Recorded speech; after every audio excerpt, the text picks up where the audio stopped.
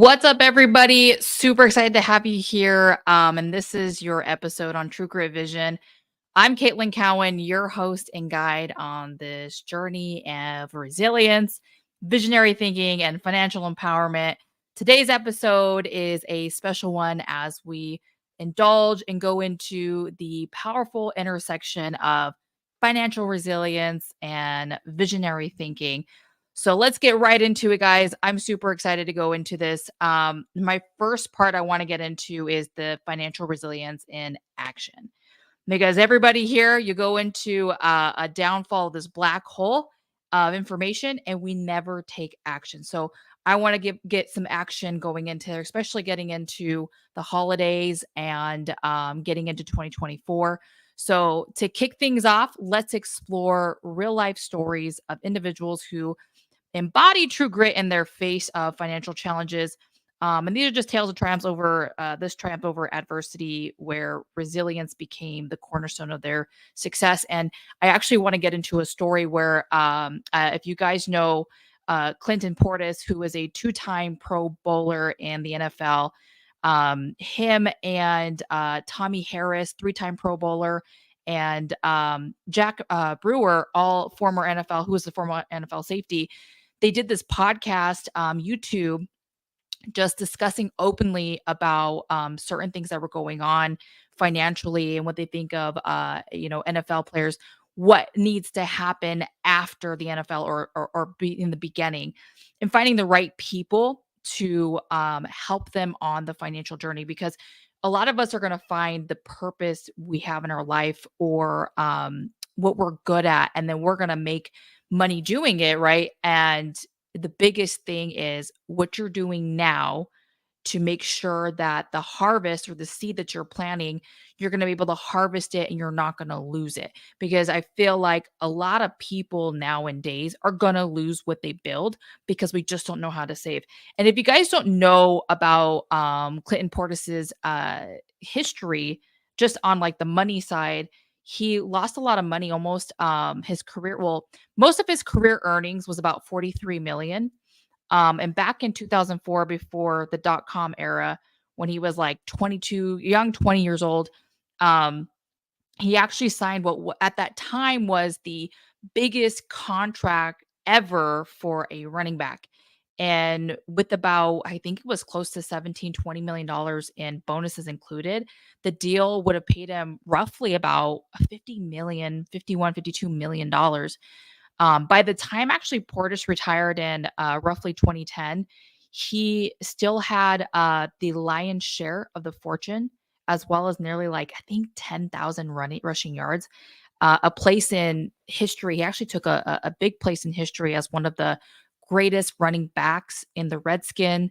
Well, technically in NFL history, let's be honest, right?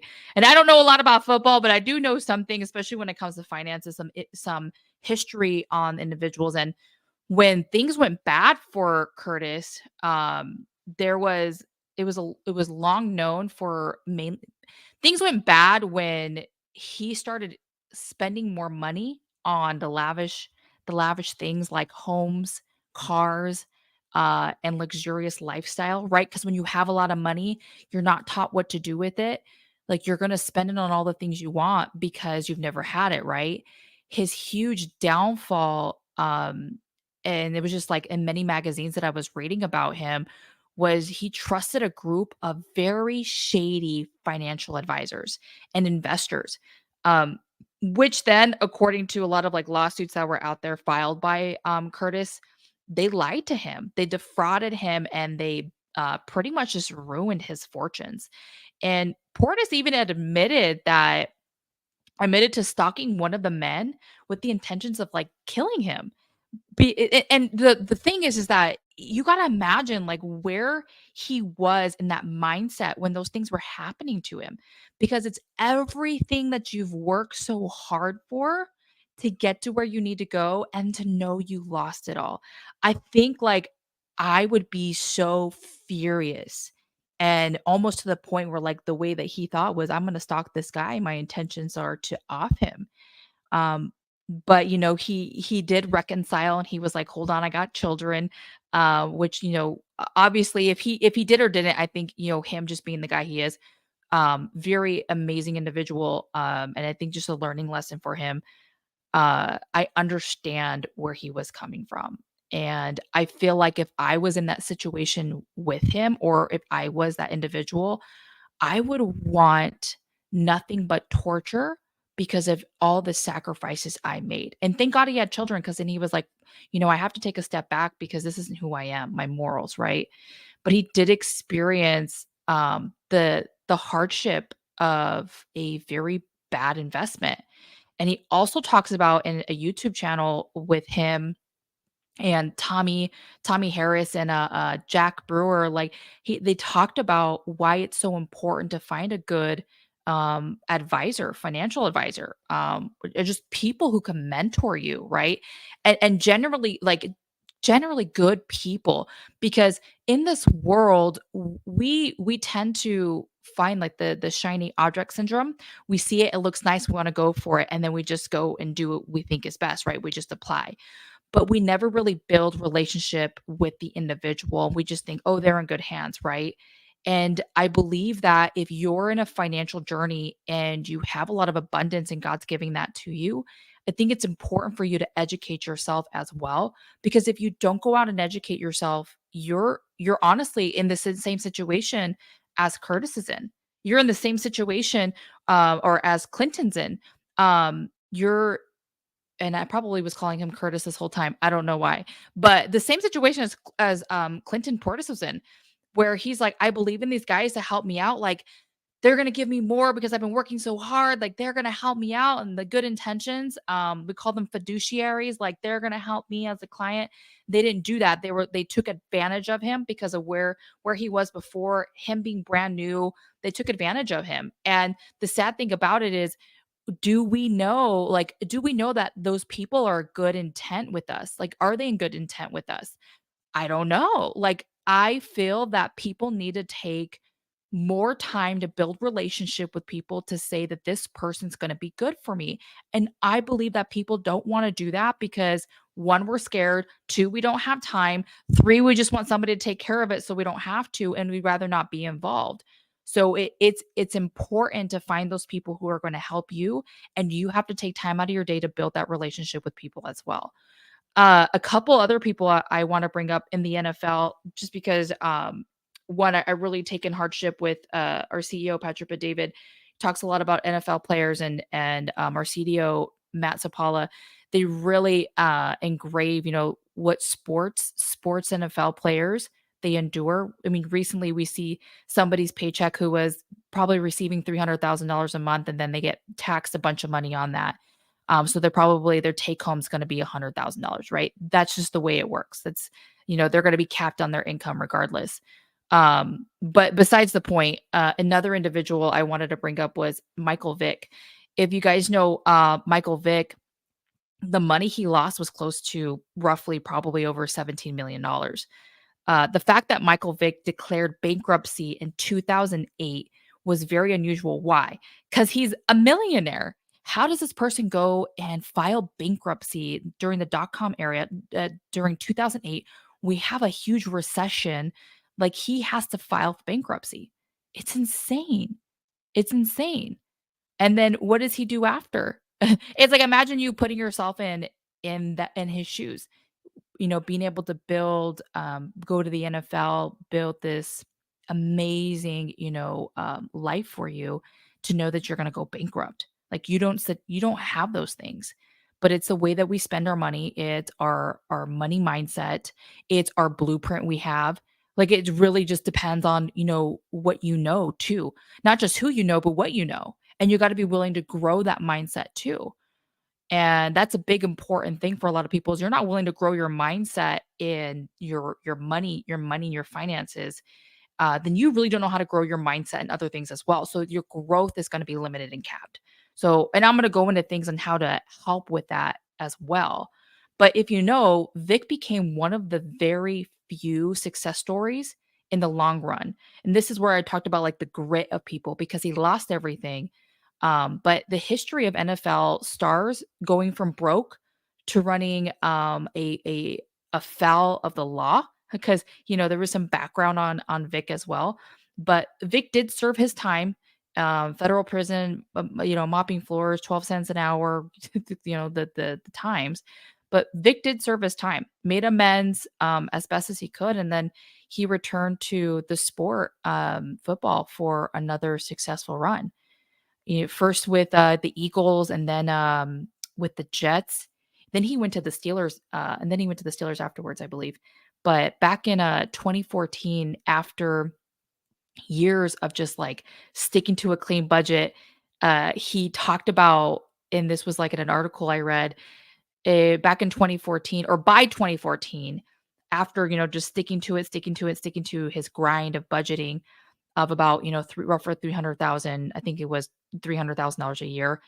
Vic ended up paying off nearly 85% of that 17 plus $1 million that he owned, or that he owed to, obviously bankruptcy, things like that. But he was also celebrated for choosing to file a Chapter 11 instead of a Chapter 7 bankruptcy. So he could actually pay the whole debt instead of just seeking for loan forgiveness and paying pennies on the dollar. So, and there's just different things you got to look at. And trust me, like, I don't, for somebody who has not filed bankruptcy before, I mean, hopefully, God forbid it never happens, but like, people need to understand, the differences, Chapter 11 and a Chapter 7 bankruptcy. Like, if you're going to do that, what does that entail? For Vic, his story was, an amazing story. Imagine you being in Michael Vick's shoes, and Michael Vick went to prison. Okay, he did his time. Like, if you were him, like, would you come out of prison being like, you know what? I'm gonna go back to the NFL. I'm gonna do it all over again. Like, he had to lower his ego to get there. He had to truly go in and tell himself, I went from doing good to bad. I can do even better. I can get myself out of this situation. That takes a lot of grit and tenacity in your life, because a lot of us would just give up. A lot of us would just say, you know what? We hit bankruptcy. We're done. Like, I'm just going to go get a regular 9 to 5 job. I'm just going to survive and live. I'm just going to survive.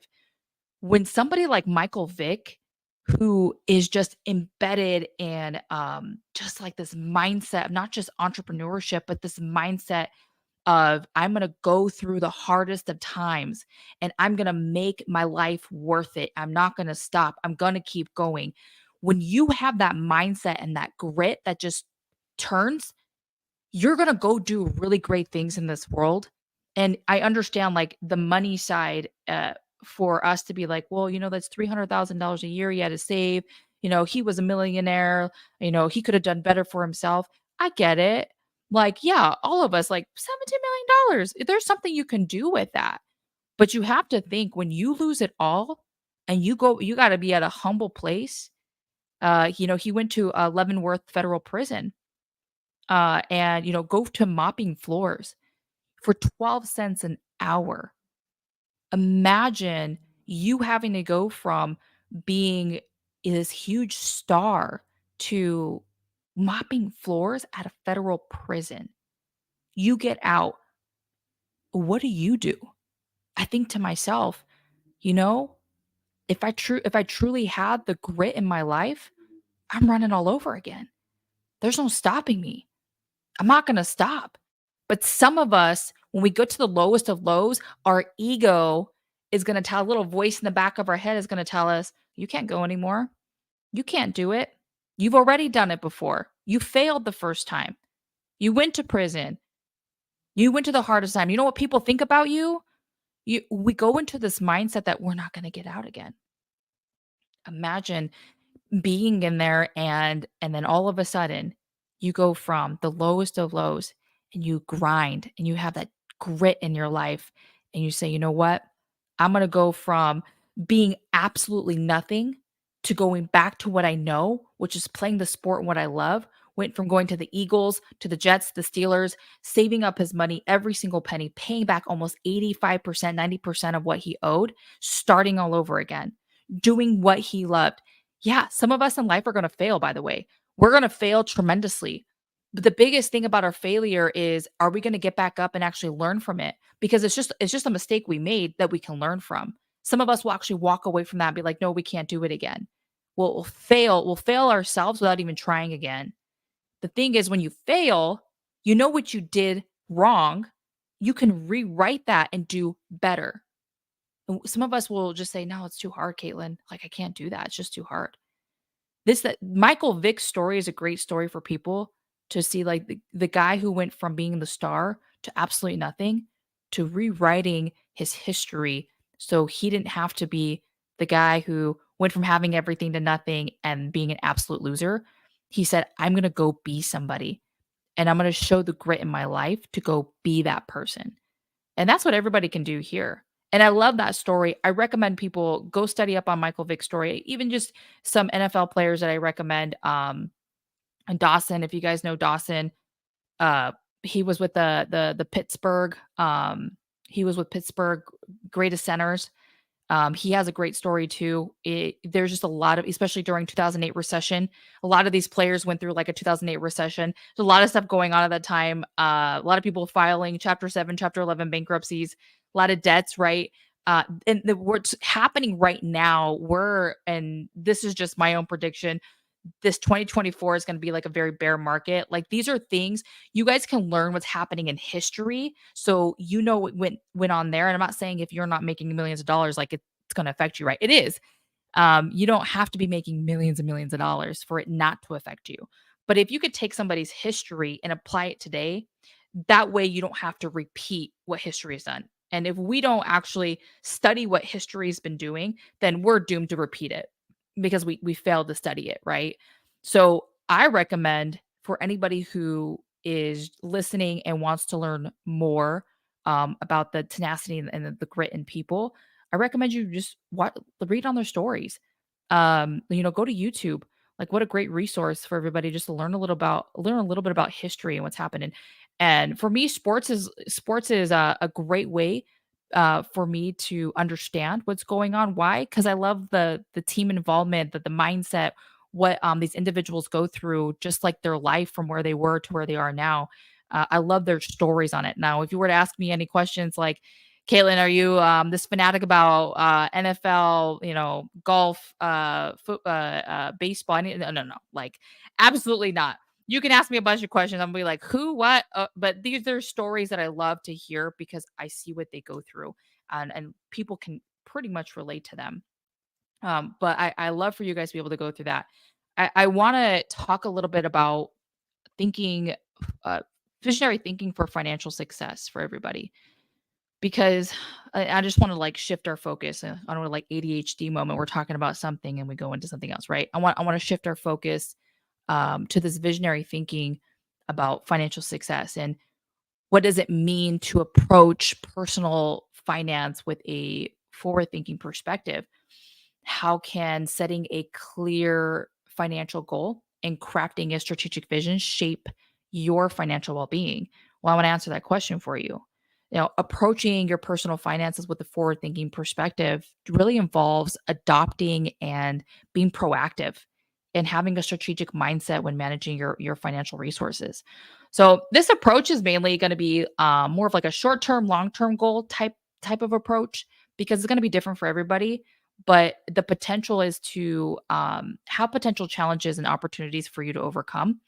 But here's some keys, and I recommend you guys taking these down. Key aspects for forward thinking approach in your personal finances. The first one is goal setting, especially now at the end of the year. If you're not goal setting for the goals in your life, it's like you're going to go into the next year and you're okay with just being average. Like you're okay with what I did last year because I don't really have goals going into this year. So goal setting is very important because when you write the things down, when you put it on a vision board, when you're putting it on your iPad, putting it on notes, putting it on sticky notes around you, wherever the case may be, and I recommend writing those things down because those come to life, and I believe in that truly. So goal setting for you, I would recommend doing a vision board. Your goal setting, be very clear and define your short term and long term financial goals. What does that look like for you? If you're not clear, you're like, Caitlin, I only make, $65,000 a year. This is all I'm ever going to make. No, that's not all you're ever going to make is because you're just not clear and you're not goal setting for yourself.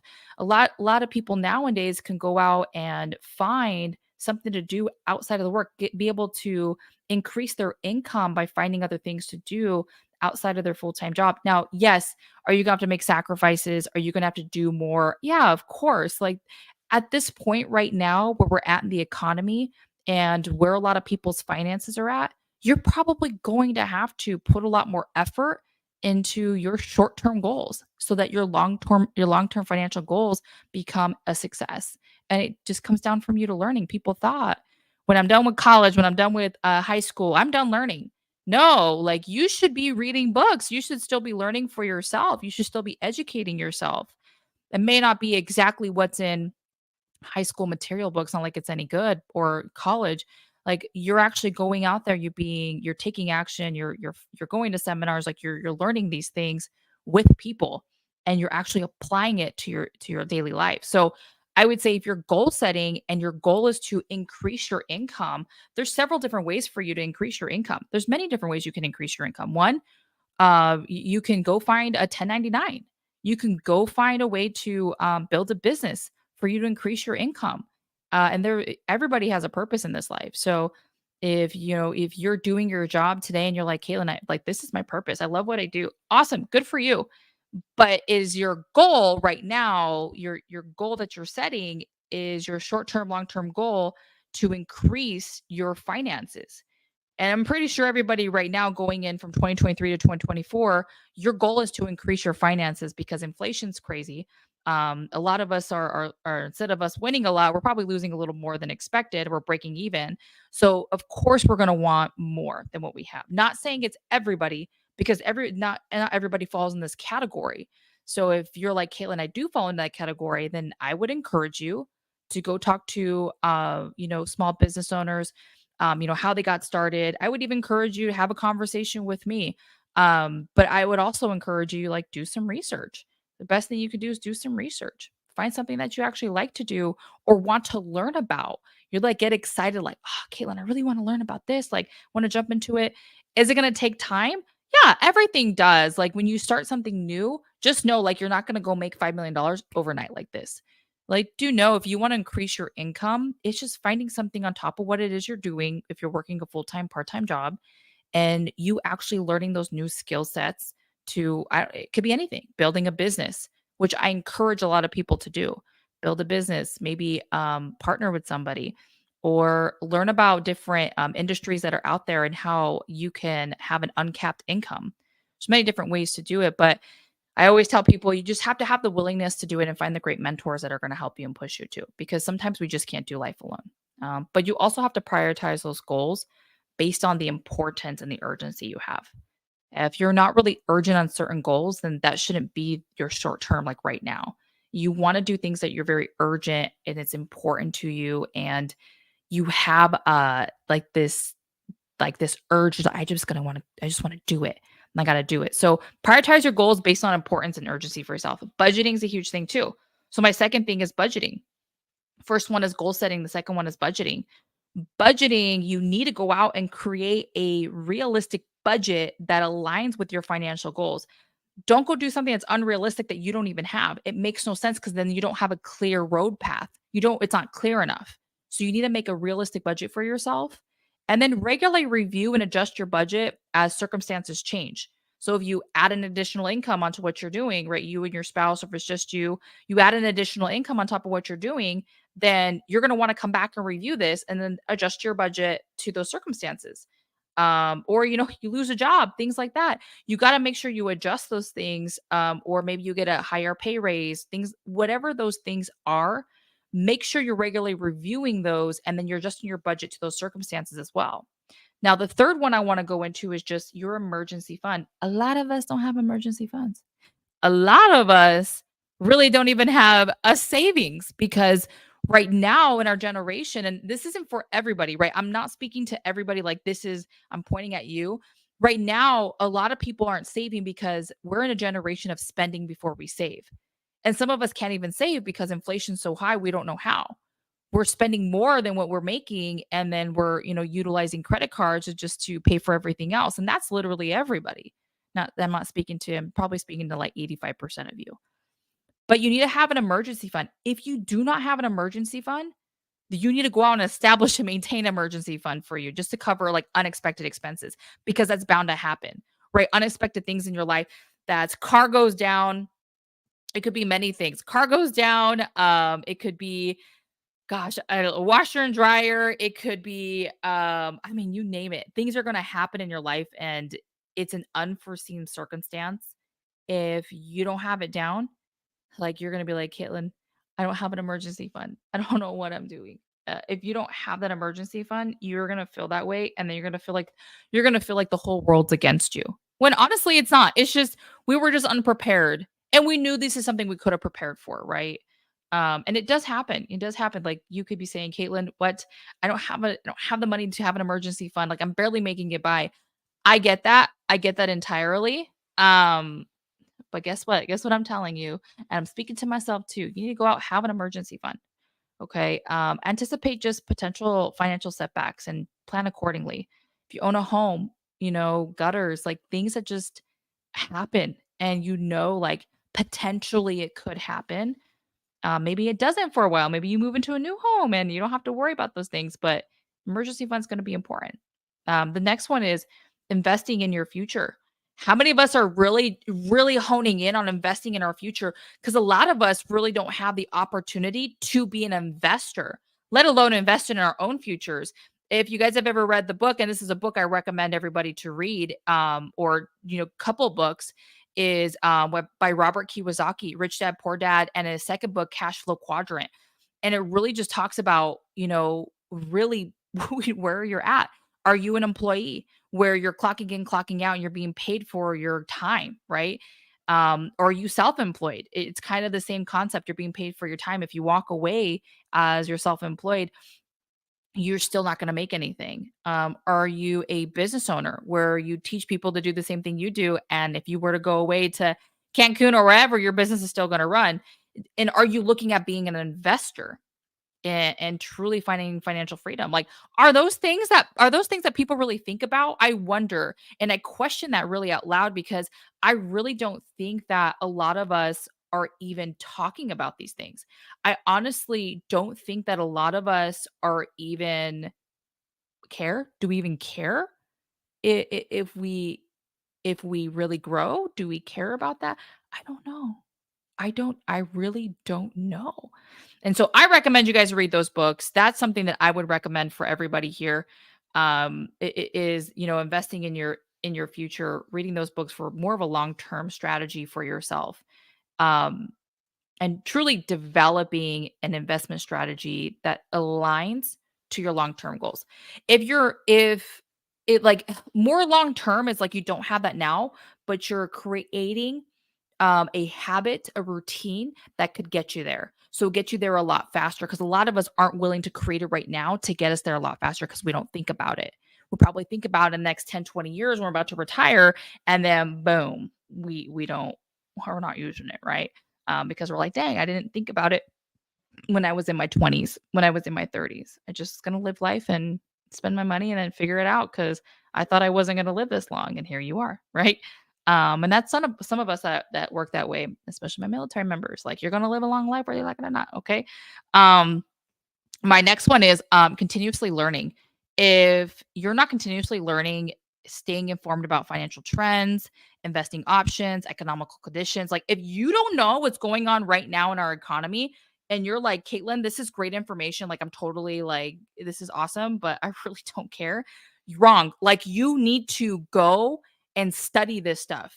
And I'm not saying you got to go and look at the stock market. You got to go look at all the inflation reports. No, I'm saying just simple information that's going on in the economy right now. The things that are happening nationwide, not nationwide is on your side, right?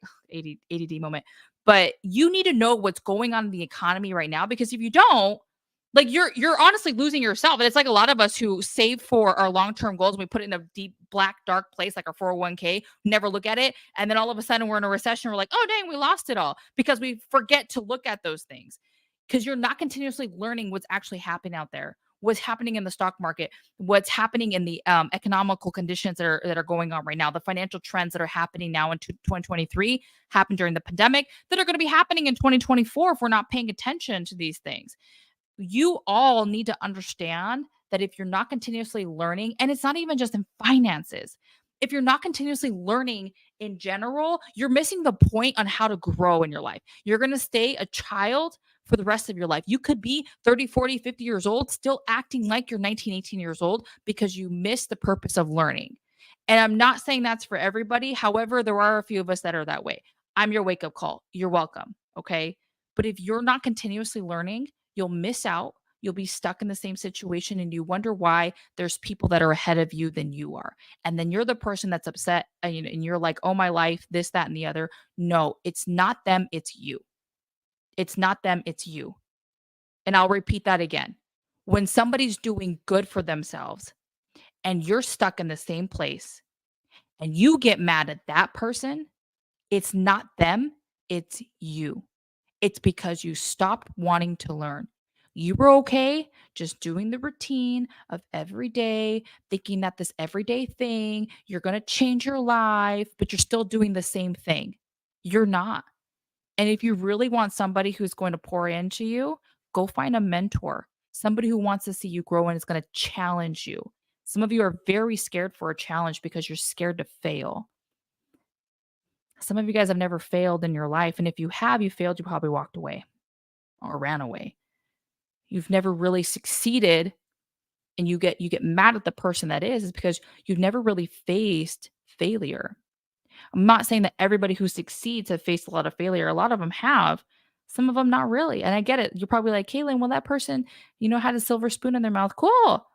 But I can guarantee you, if you find somebody who's very successful in this life and you ask them how they got there, they probably went through a lot of failure in their life. However, not everybody's the same, right? God all made us different, but you need to continually be learning. You need to be continually growing in yourself. You need to also start looking at seeking opportunities for your personal and financial growth through education. And I don't mean like going to school and getting educated. That's not what I mean by education. What I mean by is finding people, mentors, leaders that are in those industries or doing very well. You get educated by them, and the great thing about it is there's a lot of people who are wanting to educate, people who actually that's like their sole purpose in their life is how can I educate you to be better in your life? Like how can I educate you to go utilize what I've been doing and what other people like me have been doing? It's just a cycle that we've all been using. Can you go use this and do better for you? There's a lot of people who want to help you. A lot of us think that there's not. And we get scared when people actually tell us, "Hey, can I help you? Can I be a mentor leader for you and help shape you to become better for yourself?" Some of us get a little scared and we're like, "Oh, why is this person, why is this person trying to help me? I want to push them far away because why are they trying to help me?" I encourage everybody here to go out and want to continually learn, want to always look at learning. But the next one is adaptability. Just like in the Marine Corps, if you guys heard my story in the first episode, just like the Marine Corps, we adapt, we overcome. And adaptability is always going to be a huge thing in anybody's life. In anybody's life. If you're not adapting to your situations or overcoming them, you're going to be stuck in the same place. And I don't know about you, but it drives me insane. I'd be like, "Oh, I'm still here. 2019, fast forward 20, I'm still in the same place." I'd be very upset with myself. Very upset. So I would say this, adapting for yourself, the adaptability, be open to adjusting your financial plan. May scare you a little bit, but be open to adjusting it as your life circumstances tend to change. Also flexibility. Embrace the flexibility that you have in just responding to economical shifts or personal developments for yourself. We're going to go through a lot of economical shift. If you guys already had endured it or embraced it, we're going to go through a lot of it again. And I'm curious to see how many of you guys are going to adapt to it, or how many of you guys are going to go educated to learn how to adapt to those things. And I tell people, I'm not here to scare you. I'm here to tell you the truth and what's going to be happening. And I wonder how many people are willing and wanting to adapt to what's going on. Like I'm curious to see if people are wanting to adapt to it. I'm curious. But you need to learn how to adapt. Debt management. If you guys didn't learn during the pandemic, the pandemic was a great way for people to start learning debt management. They're saying like cash is king, a bunch of other stuff, right? Debt management, you need to approach a debt with a plan for repayment and interest management as well. Also, being able to avoid accumulating unnecessary debt and prioritizing high interest debt. Debt management's good. Now, I always tell people there's if you guys have read any of Robert Kiyosaki's books, like there's good debt, there's bad debt. Just know which one's good and which one's bad and which one you need to manage. Like everybody's different across the board and you need to know how to manage those. Also, my biggest one, my next topic on that one is insurance coverage. My biggest one is why? Because, I have a license and I teach this every day. Like everybody should have some type of insurance coverage. I'm not just talking about health and property and assets, also life insurance. Like if you can go out and insure your car, if you can go insure your phone, your iPhone 15, if you can go out and insure your home, did I already say home? Yeah, home, car, home, iPhone 15, whatever, iPhone 156, whatever version it's on. If you can go and get coverage on them, you should be getting coverage on your life. If you're not getting coverage on your life, I always wonder who why aren't we teaching this? Why are we teaching everybody here to go get coverage on everything else besides your own dang self? Like freaking A. If you're not getting coverage on your own dang self, I mean, eventually you will pass away. Let's be completely honest right now. Eventually, you are not going to be here. People are meant to they're meant to be birthed and they're meant to pass away, okay? That's reality. You're not going to live a million trillion years, okay? So you are going to pass away. Why aren't you insured?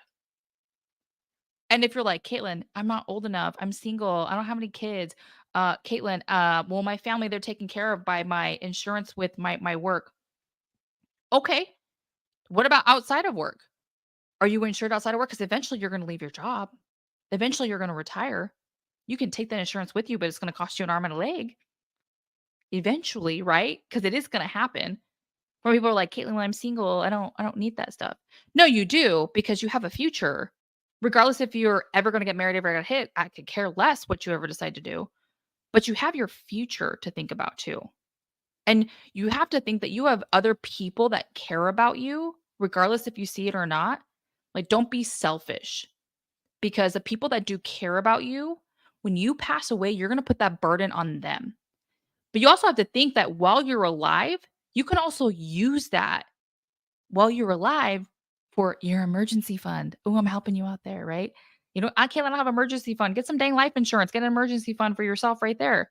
My gosh, we're just so uneducated in the financial industry that honestly, we're living paycheck to paycheck because we don't know how to save, we know how to spend, and we make every dang excuse in the book to not find the right resources because you lack the resourcefulness to go find it. I'll be the one that says it. Okay. So you need to get some insurance coverage and you need to review and update your policies as needed. And it should be once a year at least. At least. At least you should be if you're not having a conversation with your agents or the people who you're paying monthly premium to, whether it be for health, property, assets, whatever it is, if you're paying them or you're paying into something, like and if you're not reviewing it, you're not calling them once a year or even if it's like every other year, if you're not taking that into your own hands, that's on you. It's not on them, by the way. That's on you. That's a you problem. You need to take your finances in your own hand. You need to have those conversations. You need to build relationship. A lot of us think that it's just going, oh, it's magically going to happen. They're going to take care of me. They're going to think about me all, for the rest of life. There's trillions of people on this planet. Do you really think that we're going to think about one person? Yes and no. Like some people we truly care about. Some people were like, dang, you're kind of annoying, right? You're kind of, I don't want to take care of you all the time. But also we like our annoying people. Be annoying. Call those people. I want to know what's going on with my plan. I'm paying blah, blah, blah, blah, blah money. Good. And know what you have. Know what you're paying for. Because if not, you're just wasting your money. You're not doing what you need to do with it. Couple last ones I'm going to give you guys here in this segment is retirement planning. Life insurance can be used for that too, guys. Okay, don't forget that. But what's your retirement plan? Are you putting something away for your retirement? Do you know how your plan works? Or are you that person that's like Caitlin? My parents told me go to school, get good grades, get a good job. And when I get that good job, when I go to HR, they tell me to sign this form for a 401k. Boom, done. Or I'm gonna get that IRA because that's what everybody tells me to do. I can only contribute $6,000 a year. If that's all your retirement planning is, okay, cool. Like, so I'm not gonna score you for that. But do you even have one? And if you do, awesome, good for you. Are you looking at it? Are you reviewing it once a year? Are you reviewing it every month? Like, what does that look like for you? Are you doing those things? If you are, good for you. Pat yourself on the back. If you're not, what a great opportunity for you to start doing that. Your retirement planning should consist of a couple things. Are you contributing regularly to that retirement account?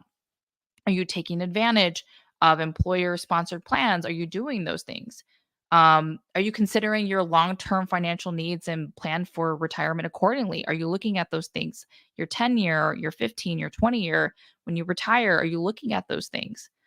If you're not, then it'll be very hard for you to know like what the future planning is. And in the Bible, like they say, faith without works is dead. So if you're not putting faith in all the works you are doing, you're probably going to set yourself up for failure anyway. So hopefully, all you guys are praying to God that your finances will be in abundance. But my last thing on this one is financial literacy. You need to know about financial literacy, continuously enhancing your financial literacy to make more informed decisions. If you're not educating yourself, and it's all going to come back to education, if you're just not continuously enhancing your financial literacy, it's like uh, it's like you really just don't care about your finances. You're kind of just living. You're kind of just like, I'm paying my bills, Caitlin. I'm just doing the regular stuff. I'm living my life, and that's the way I want it. Awesome, cool, good for you. But there's some people out there who are like, no, Caitlin, I want some more in this life. You need to know the people nowadays lack a lot of financial literacy, and the only way you can improve is if you make better informed decisions and you go out and get educated.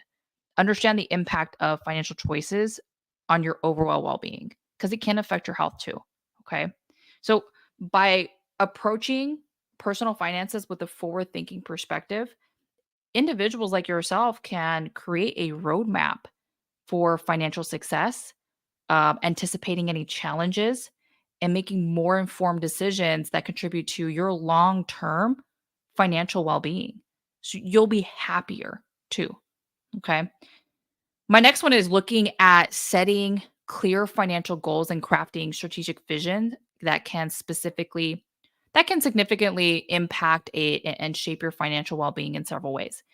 These ways are direction and purpose. You need to have clarity. You need to be motivated. Your direction and purpose in clarity is you have a clear financial goal that provides direction and purpose for your financial decisions.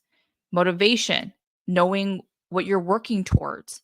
Um, and if you know what you're working towards, it can motivate you to make more sound financial choices for yourself. Also, prioritizing your spending. If you focus on having more specific goals that help prioritize your spending on what truly matters to you, you're going to save more, you'll spend less, you'll do the things you need to do. So, those are all things I would be looking at. Discipline. A lot of us lack discipline nowadays. And I would encourage you, if you have discipline, discipline will encourage the having better spending habits by avoiding unnecessary expenses. Some of us will probably go to McDonald's when we really don't need to. We probably have food in the fridge that we can probably cook up, right? And some of us, we live very busy lives that by the time we get home, we're totally exhausted. And we're just like, you know what, get the kids some pizza. I'm ready to hit the haystack. Like, I'm totally exhausted. Why? It's many various things already why you're totally exhausted, probably unmotivated for a lot of things. But if you have clear goals, it will avoid all of that. It will avoid the overspending, things that you can do. Budgeting and planning. You need to have guidance in your planning as well. Financial goals serve as a guide for creating and adhering to a more realistic budget for yourself. If you're planning, a strategic vision allows for more of the long-term financial planning, and you're considering both the short-term needs and the long-term aspirations that you have. So the planning will give you a roadmap. I call it my yellow brick road. You know where you're going, right? Wizard of Oz. You know where you're going to go. For my kids out there, have no idea. Get on board, right? Go watch Wizard of Oz. Your planning's important. Saving and investing. Knowing the purpose on why you're saving. You're not just saving just to save, right? Kayla, I got the cool little binder. I'm gonna put my money in there, but I have no reason why, right? I'm just doing it because it's cute. right? I don't know if my guys out there do it. I just put it in my wallet, right? And I save my cash in there, whatever. That's my savings. Yeah, we're not doing that. Okay. Saving and investing, you need to have purpose in your saving. So goals, giving goals that are going to be giving you purpose to save, whether it be for emergencies, big purchases, or retirement. So having a purpose in saving, strategic investing, a strategic vision on guides that invest or a strategic vision that it's guiding you to invest decisions aligned with more of your long-term financial objectives, whatever those long-term are. And it could honestly, it could be like, Caitlin, I honestly just want to save for this cruise, or I want to save for new upgrades in my home, whatever that is. Like those are things you need to write down and you need to plan for them, what that looks like. Couple other things, debt management. You need to have focus on repayment. Everybody should, because I can guarantee you 99% of us have debt, and not good debt. Okay. Maybe not 99% of us. Okay. But a good handful of us.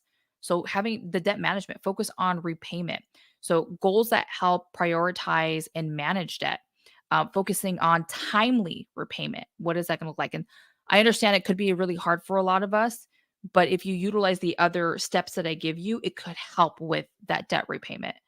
Um, Avoiding unnecessary debts. So clear goals that discourage taking unnecessary debt that doesn't align with your vision. So if it doesn't align to your vision, you're gonna not do it, right? So you say it to yourself. If it don't align, I'm not gonna do it. Okay. Do a little rap song for you. Don't align, I'm not gonna do it.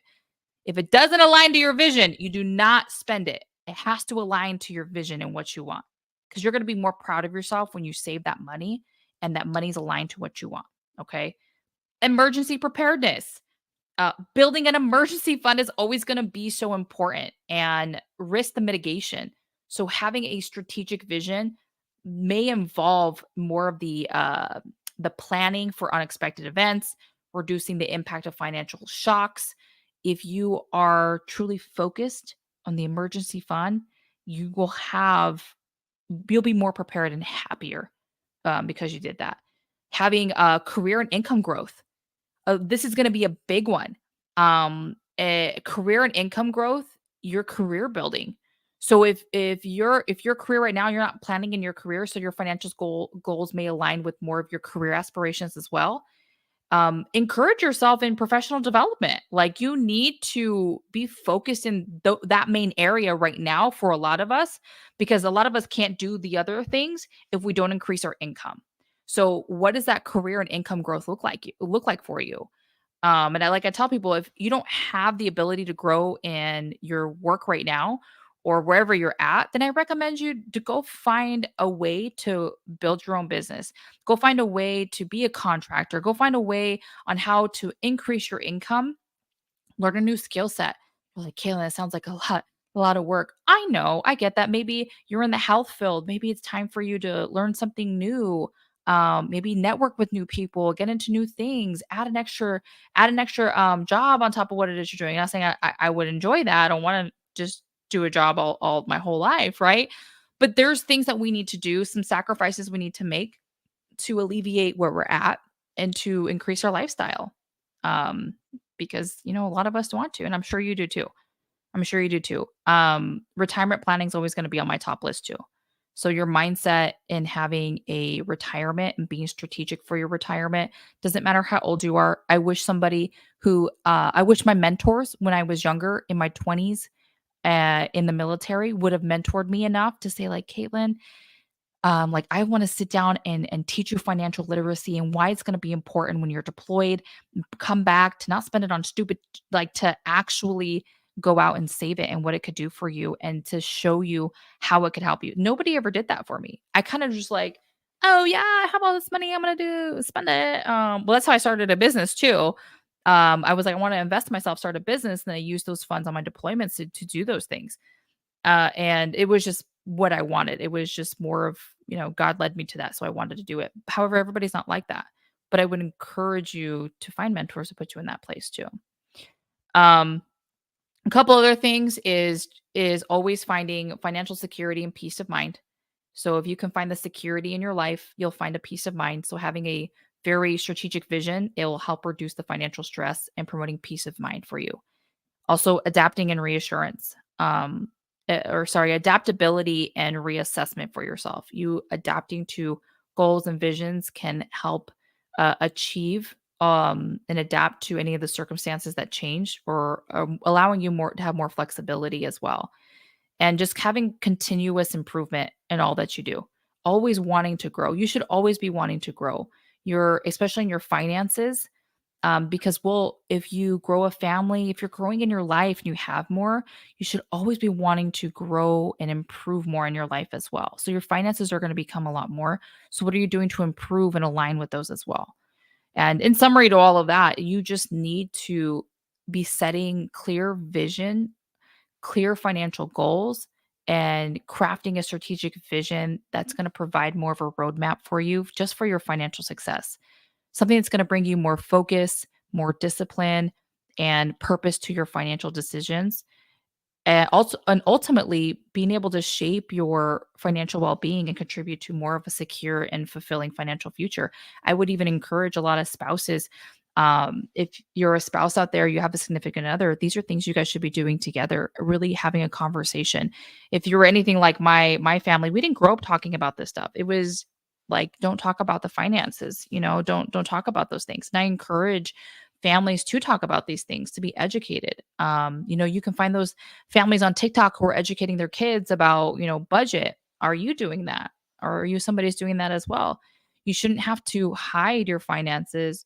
And it's not saying you have to expose everything to everybody, but it's more of educating what's out there so your kids know, your spouse is aware.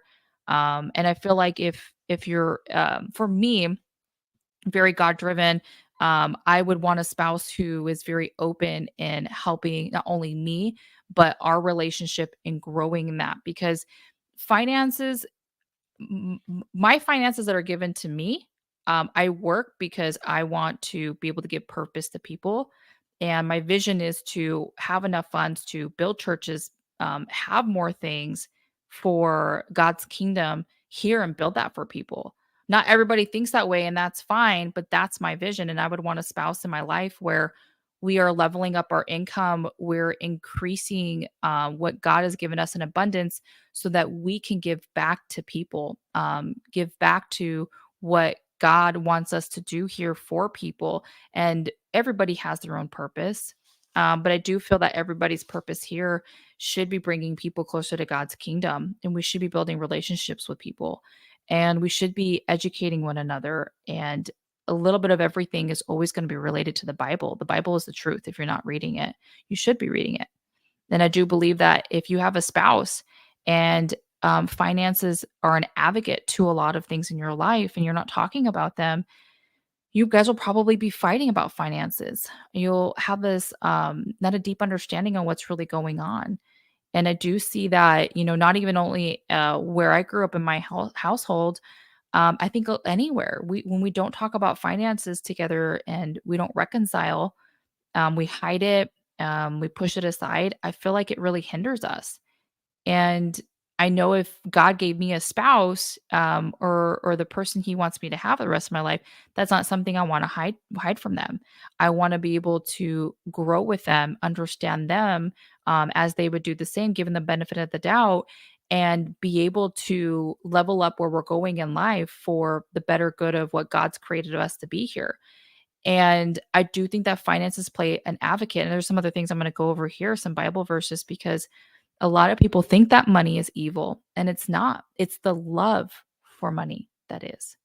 And people forget about that. And people forget that the real reason why you're here. And I do believe that if you're married or you have a significant other and you guys are fighting over expenses right now, maybe things are tight, maybe you're struggling, maybe there's just a lot of just friction because of money. We tend to forget why we're really here, and we focus on the one thing that the devil has separated us from, and from God, and we focus on the materialistic thing, and that's the money side. I understand we have to survive. I understand we have to pay our bills. I get that. I do. But what I don't understand is why people stop growing, why we stop wanting to interact with our spouse, why we or have that conversation even when it's hard, um, why we stop talking about the things that are most difficult in our financial situations. That could just be the people you're aligned with in your life. Why you stop asking for mentorship from people. Why do we stop doing those things? And mainly it's because of separation, spiritual warfare. There's a lot of things that are going on that we don't want to own up to ourselves. And we want just life just to be life. And we want to be mad all the time. Why? You shouldn't live an abundance life. You should be happy. Does it take time to get there? Yes. But you shouldn't, you should start now versus having to complain about it all the time. But sidetracked. Okay. Shiny object syndrome. That's what happens. Okay. So, all in all, I hope those steps helped you with your financial planning and just your visionary thinking. Just some insights and some tips for you.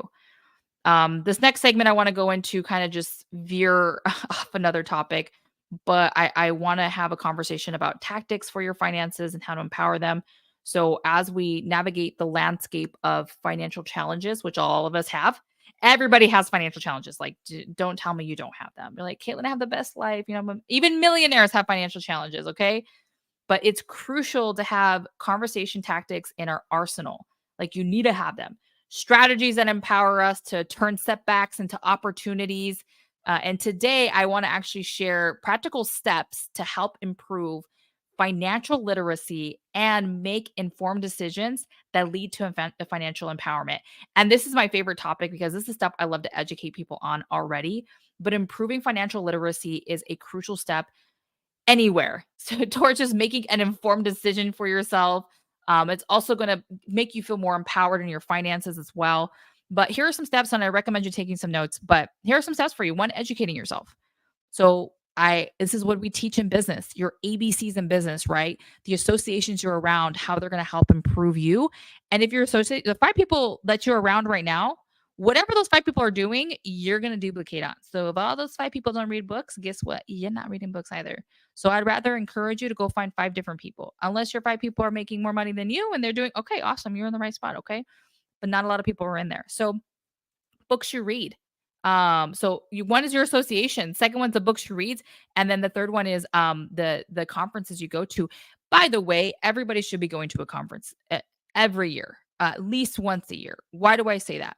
Because a lot of us are stuck in this routine of doing things over and over and over and over and over and over and over, and over again, right? And we're just like stuck and we're annoyed and we don't know. You need to go to a conference, and a conference needs to just be specific on something you want to just grow in. It could be anything. It could be anything, guys. It just go to one. Go to one that's a 1 day, maybe a 3 day event. Just take the time to go with your family. Shoot, take your family with you if it's a family event. Just go improve yourself. Just go make yourself happier on things that you can learn, right? Spend that money on investing in yourself versus just spending the money on some J's or the PS5. That's not an investment in yourself, by the way. Maybe some of you guys are like, well, Caitlin, J's are an investment. Okay, whatever. Like, I'm over it. You need to invest in yourself, your well being, which is your mind, your health. These are all things you need to invest in. That's you. Because if you improve you, everybody else around you, they're going to improve too. Then maybe you might find some other people who could improve with you and your associations, right? So, first one, educate yourself. Read more books, read articles, start with personal finance books. So some ones that I gave you. I also recommend The Millionaire Mind. It talks about wealth files, improving your wealth files and just your life, your finances, how to improve your money blueprint. These are all things I talk about because these books are mentors to me as they should be to you. Then you should go out and read more books and more articles and cover different basic concepts and strategies that are going to help you improve. Online courses as well. Take advantage of free or affordable online courses or platforms for yourself. A lot of people say, well, Caitlin, I don't want to go spend money on a platform that I have to actually do the work. No, you should, because you should be educated. Education doesn't stop from high school. And if you have a college degree, okay, education doesn't stop there either, because you should be willing and wanting to grow. We're human. We want to grow. We're not meant to be stagnant. When we stay stagnant, we get depressed. We get anxious. All the things that the devil wants us to have is because we're stagnant in our life. We stopped growing. If you want to get out of that, then you need to become unstagnant with your life. You need to go do something outside the norm. Go do something. Take the family with you if you have a family. Like, Caitlin, I can't afford it. Figure it out. Go get a part-time job. Something that you're like, you know what, Caitlin, I'm gonna sacrifice this now so that I can go ahead and do the things I need to later. I'm not saying right now go get a part-time job. Like you're like, Caitlin, look, I got 6 kids. It's just me. I get it. Everybody's circumstances are different. Okay. It's not for everybody. But I will say this, everybody can start it. Everybody can start somewhere. You can just start little by little. Okay. You don't need to do absolutely everything. But those are some things. Reading a book. You go to library, it's free. Go read a free book at the library. Okay. Check out the book. Just make sure you take it back so they don't deduct you, because you forgot to take it back. Don't be that person. Understand basic financial concepts. If you don't understand basic financial concepts, and I'm not saying the ones you learned in high school, and if you have like a finance degree or marketing, whatever degree you have in college, I'm not saying those. I'm saying basic financial concept, budgeting, because a lot of us get away from that. Learn how to create and manage a budget to track your income and expenses. Start it all over. Put it up on the wall.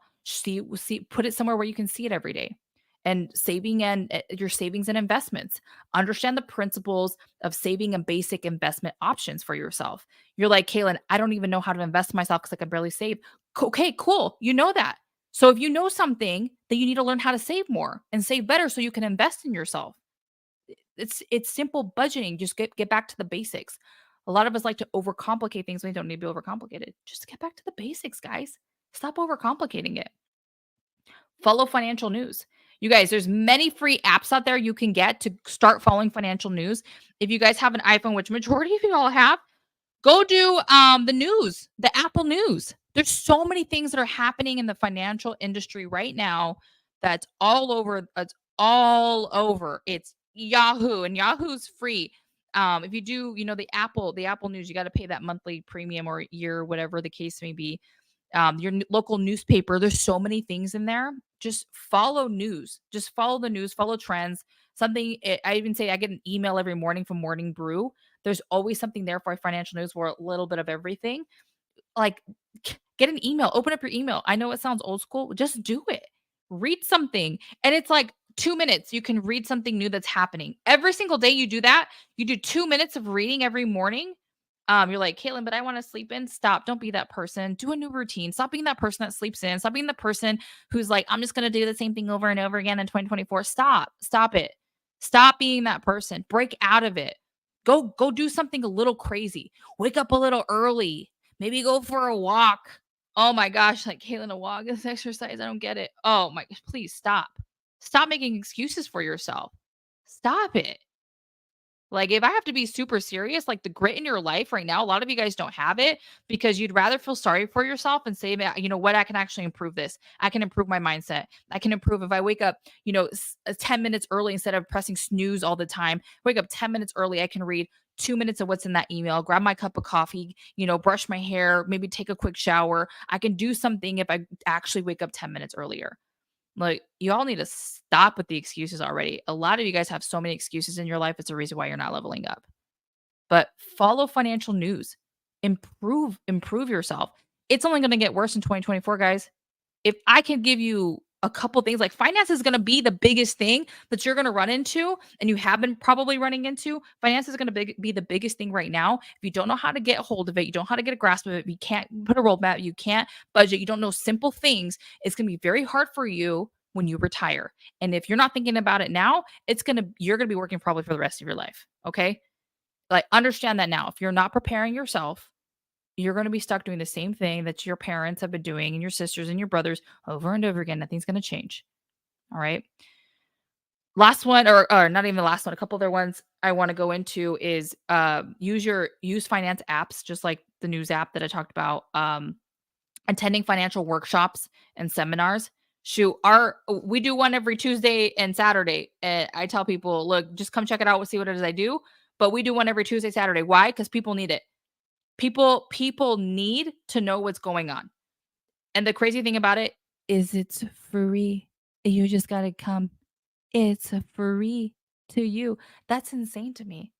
I tell people, hey, can I just show you a little bit of what's going on in the financial industry right now? Show you how to make an additional income? Can I show you? I just want to show you. I don't want nothing from you besides an hour of your time. Can I show you? You know what's crazy? People say, "No, I don't wanna learn it. No, it's one of those things." You're ridiculous. I tell people, "You're ridiculous." I'm not asking not one thing from you besides your time just to get educated. You decide what decision you decide to make after that, but I want you to learn so you can better yourself, so you know what's out there. Best thing is, it's free education. Free education for you. Why? Why do people walk away from something like that? Because we have this story in our mind that tells us, "Oh, I actually have to work and do things. I have to do more. I got to apply myself. I actually got to get dressed up." You guys are freaking crazy. Like if you really want to win in this life, you're going to actually have to put in some work. You're going to have to put in a lot more work than you thought you were putting in. You know, I tell people if you go to school, you get good grades, and that's all you do so you can get your good job, I pretty much you probably don't have the job you want. You probably don't. Now for a lot of like our lawyers, our nurses, our doctors, you probably got, the thing that you wanted. I get that. That's more specific. Those are more specific educations. I get that. That's totally different. But I'm talking about my art major, my psychology major who never did anything with it, right? My sports med. I'm talking to those people. Like, you guys or, by people actually who are like, "Kayla, maybe I didn't get a degree." There is something out there for you that you can do to increase your livelihood, to increase your income, to increase everything you're doing. You're just lazy. You're just lazy. Okay? How do I get you out of that? Yo, message me, DM me, do what you got to do because I'm here to help you out, period. All right. So you need to go find financial workshops and seminars that are local to you, online webinars that can help improve your financial, your whatever your finances are. Look for those things. There's a lot of free stuff out there too. So if you're not wanting to find those things, it's because you lack the resourcefulness to go do it. It's called laziness, by the way. So to be totally honest with you, it's just called laziness. You need to also go seek professional advice. I would say because I hold a license, I'm a professional in what I do, right? But go seek financial advice or certified advice, maybe tax professionals. Just ask for help. Ask for help. A lot of people don't want to ask for help because we have too much pride and ego. Stop that. Let go of the pride, let go of the ego, go ask for help. If you're not asking for help, you're just going to fail and you're going to fail the next generation in your family. And if you have kids, you're going to fail your kids because you're not getting the education you need so that you can go help and level up your income. Everything is just going to be a generational curse that get passed on over and over again. Why? Because you failed to actually get educated to teach these things. Just the best thing you can do is stop being lazy. Stop acting like you're so freaking tired. Stop it because you're not. I bet you get 7, probably 6 to 8 hours of sleep. Probably sleep on the weekends. You're like you don't do anything on the weekends. You're just watching Netflix. That's time that you could be doing. You're like, but Caitlin, my week was so hard. I just wanna sit here and just watch TV. I just wanna hang out. Stop. You're lazy. Lazy.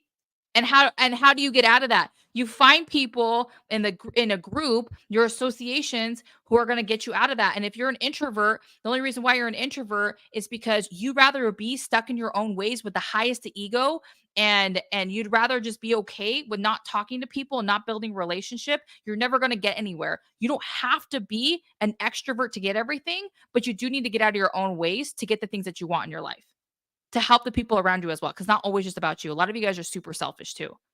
You're selfish enough to not improve yourself so that you can help the people around you. And if you have a family, you're selfish if you're not improving yourself every day because you're not helping your family grow. They're going to be stuck too if you decide to be stuck.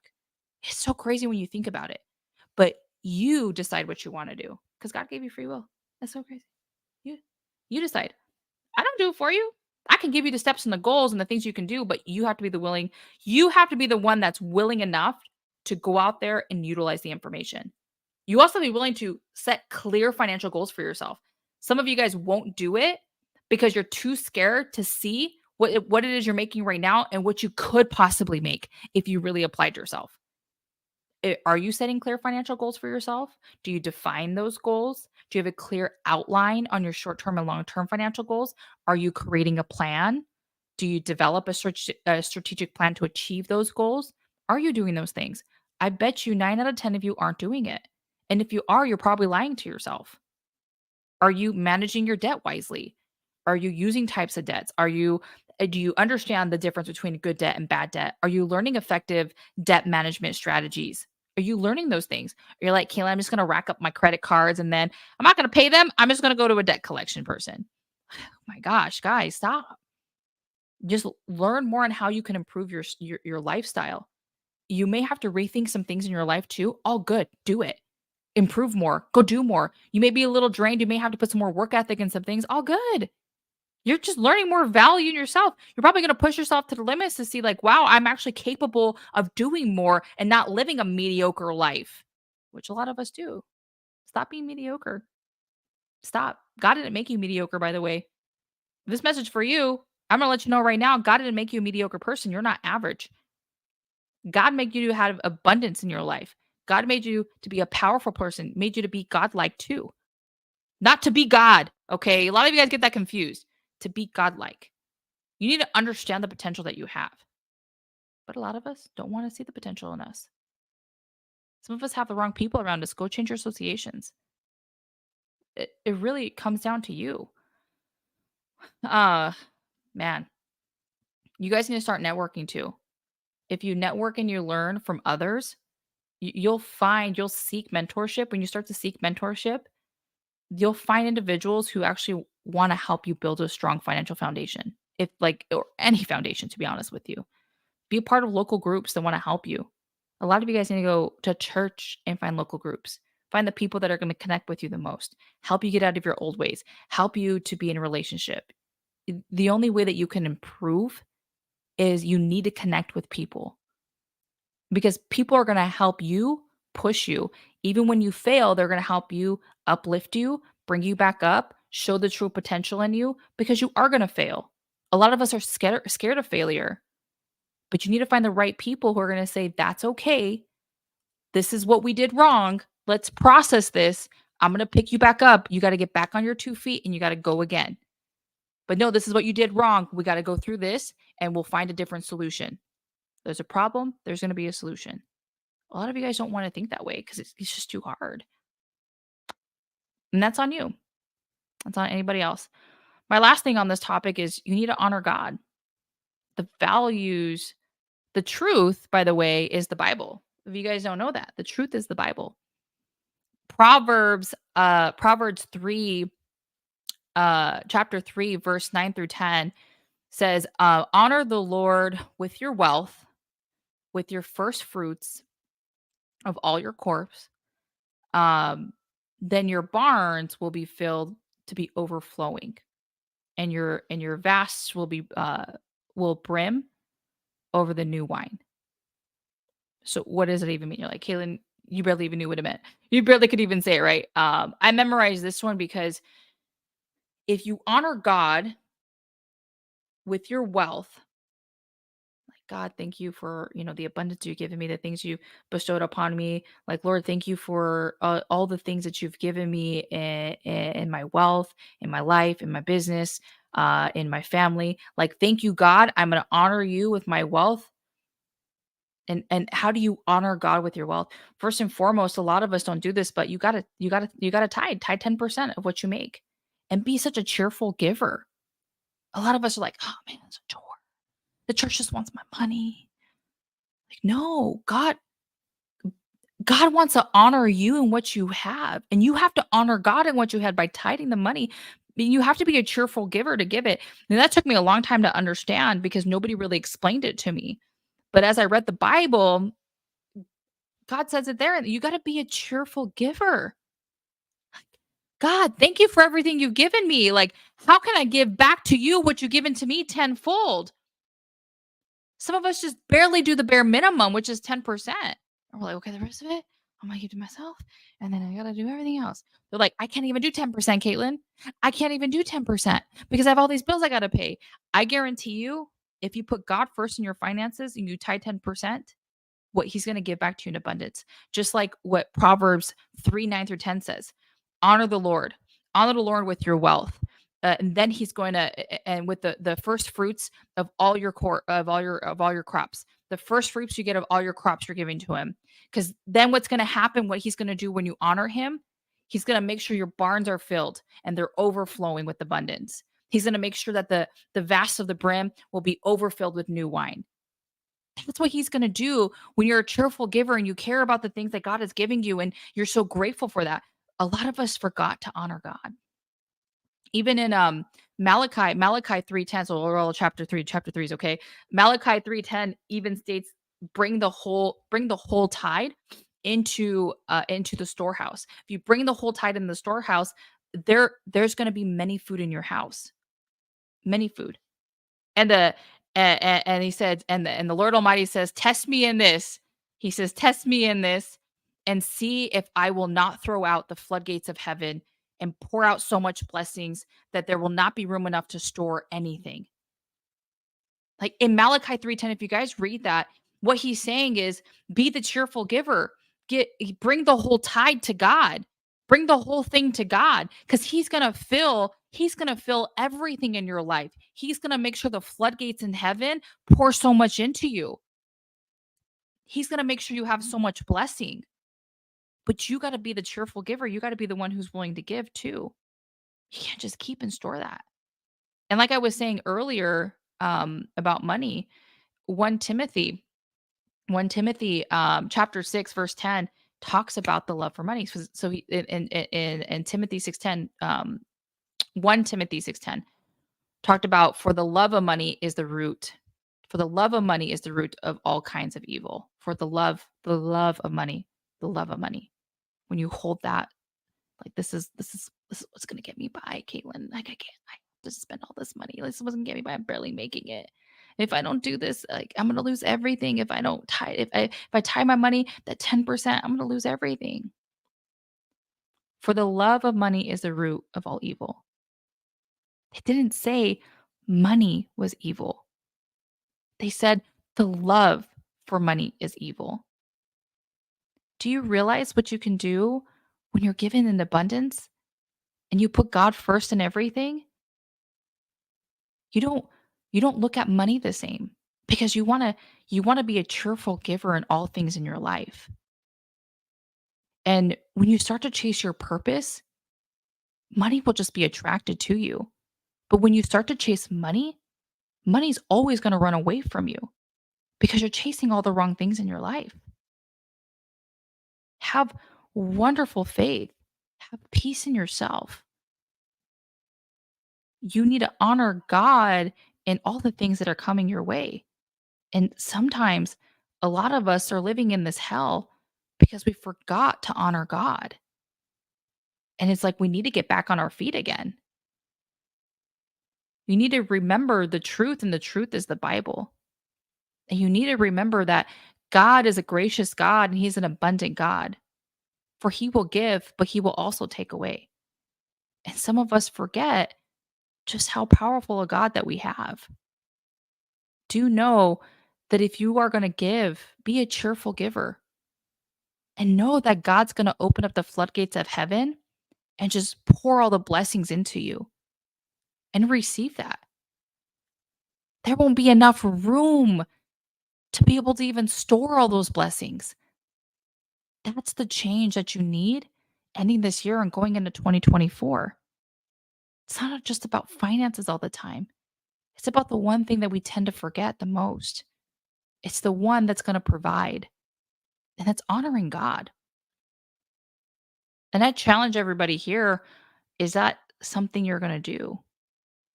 Are you going to build the relationship with Him? Are you going to understand what the abundance factor feels like?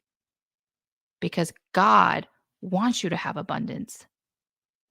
God wants you to be loved.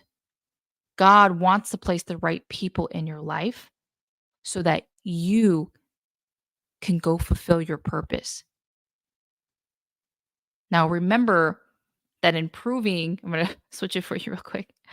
Remember that improving financial literacy is going to be an ongoing process, just like your relationship with God. Continuously educating yourself, stay informed, apply your knowledge. It's not just getting the knowledge, you got to go out there and apply the knowledge. So if you're going to receive knowledge, make sure you go apply the knowledge. And I hope all this information I give to you today, you don't just write down and you just do whatever you do with it. You actually go apply that knowledge somewhere. Become a better leader in your family. Become a better leader for yourself. Become a better leader for your household, for the people around you, because we lack leaders more today than we ever have. And if you start to be a leader in your finances, you will be more confident in your life that you can go and lead more people. Now, you may say, no, Caitlin, we have so many leaders. No, we don't. You're probably not. You probably think you're a leader. You're not strong enough to be one. Go learn how to be a better leader. And it's going to start with your finances. It start with one, God. It's going to start with bettering your relationship with God. And then it's going to be your finances because that's where it's going to attack the most. You need to learn these steps so that you can build better, so that you can, one, you got to make sure you got to educate you so that you can help improve everybody else. But if you're not improving yourself, it's going to be very hard for you to improve other people. Okay. I want to go into just last things for you guys here. Just some visual resources. You're like, Caitlin, you gave me all this great stuff, but I'm just more of a visual learner. Okay, cool. Some resources for you to get engaged. I recommend TED Talks on financial resilience. It helps a lot, especially with stories of people who've gone through it. Also, if you are on YouTube, I recommend Seven Figure Squad, Money Smart Guy by Matt Sapala. Very educational and hilarious. Great guy. Also, anything on Valuetainment with Patrick Bet-David. Phenomenal individual, very educational when it comes to economical things, but also many things in between. Especially if you're looking to grow a business, so many things in there. So I recommend Valuetainment by Patrick Bet-David. These resources will definitely complement what we're all discussing today. And there's many resources out there, by the way. There's many books for you to read, but I do warn you on one thing. Okay. You are going to go into a black hole of information, and sometimes that's going to stop you from actually taking any action. What I recommend is if you focus on one thing, you focus on reading one book, focus on watching one episode from one channel, whatever the channel may be. I encourage you, if you're going to educate or start getting educated, that you don't get swamped into this black hole of information and you never apply anything. You don't take action. I recommend if you're going to do anything, you take action. That should be like your 2024 affirmation is I'm going to take action. I'm going to take action. If I'm going to learn something, I'm going to apply it.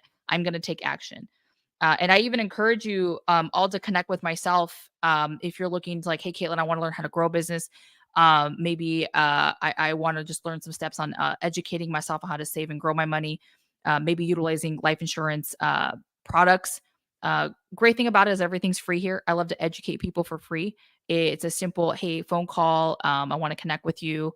If you're in the Texas area, I'm like, hey, let's get connected face to face. But whatever it is, I want to connect with you. I want to be able to educate you. And if this really resonated with you, you got to connect with me 100%. But before we go, I just want to wrap up today's episode, and I'm super grateful for everybody who's here. So we wrap up today's episode. I want to hear from you. I want to share your financial resilience stories or any other questions you might have. Also, feel free to suggest additional video topics or resources you'd like for us to explore in the future episodes. Maybe have your input. It's going to shape the direction of this podcast anyways. And I'm eager to hear from, our wonderful community here. But as we conclude today's episode, I want to express my gratitude for all of you guys joining on this journey of the True Grit Vision. Remember, financial resilience, visionary thinking are not just concepts. They're tools that empower you to shape your future, your financial future with confidence. And the biggest thing here is honor God in all ways in your life. But until next time, stay resilient, stay visionary, and keep embracing the true grit within you. God bless. Look forward to seeing you guys soon.